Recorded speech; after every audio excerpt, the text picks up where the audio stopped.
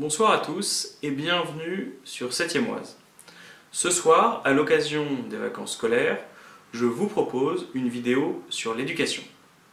La proposition que je vais vous présenter ce soir me tient particulièrement à cœur parce qu'elle fait écho à mon engagement associatif personnel au sein de l'entraide scolaire amicale. Aujourd'hui, je vais vous parler de la création d'un nouveau service public. Le service public de l'aide aux devoirs et de l'accompagnement scolaire. Ce service public, c'est pour moi le chaînon manquant de notre système éducatif. Aujourd'hui, notre école, gratuite, laïque, obligatoire, assure la transmission du savoir. Mais passer le pas de la porte du collège, du lycée ou de l'école élémentaire, il n'y a plus d'action publique. Or, on le sait aujourd'hui, c'est à la maison que se cristallisent bon nombre d'inégalités scolaires. Par exemple, un élève des quartiers populaires consacre chaque semaine 1h30 de moins qu'un élève des beaux quartiers à l'étude, c'est-à-dire au fait de faire ses devoirs. Or, le fait de faire ses devoirs est un paramètre, évidemment, structurant de la réussite scolaire.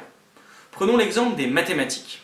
L'OCDE calcule qu'un enfant de 15 ans qui consacre 1 heure de plus que ses petits camarades à l'étude des mathématiques engrange un score de 15 points sur 500 supérieur lorsqu'on le classe avec l'étude PISA qui permet de faire des comparaisons internationales.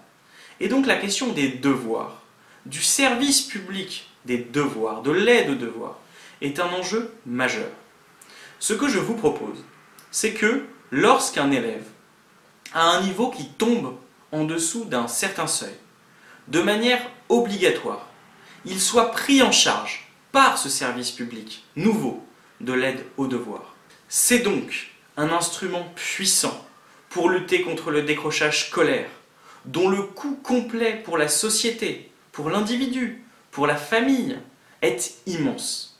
Le coût d'un tel service public, c'est de l'ordre de 500 millions d'euros, c'est-à-dire 0,05% de la dépense publique totale.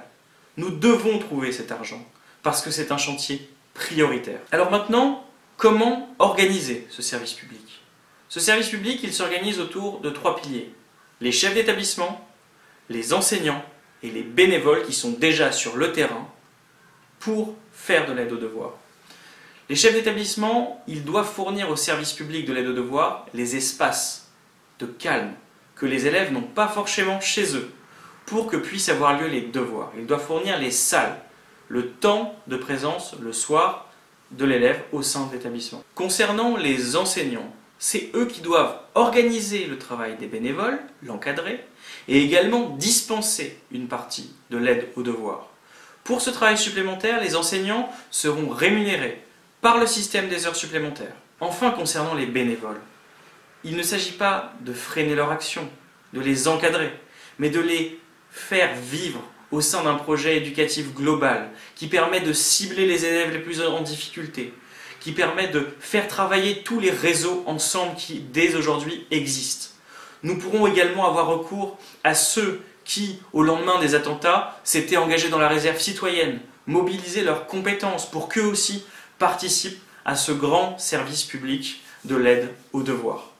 C'est un projet essentiel pour notre pays. C'est un projet qui nous place dans une filiation heureuse, celle du Conseil national de la résistance, celle du préambule de 1946 qui disait que l'instruction est un devoir d'État. Nous complétons ainsi notre État social, nous complétons notre capacité à former les jeunes de ce pays, et c'est pour nous l'essentiel.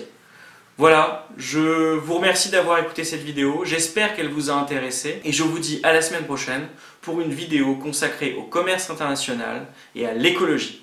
Merci et à très bientôt, et si la vidéo vous a plu, n'hésitez pas à partager. À la semaine prochaine, au revoir.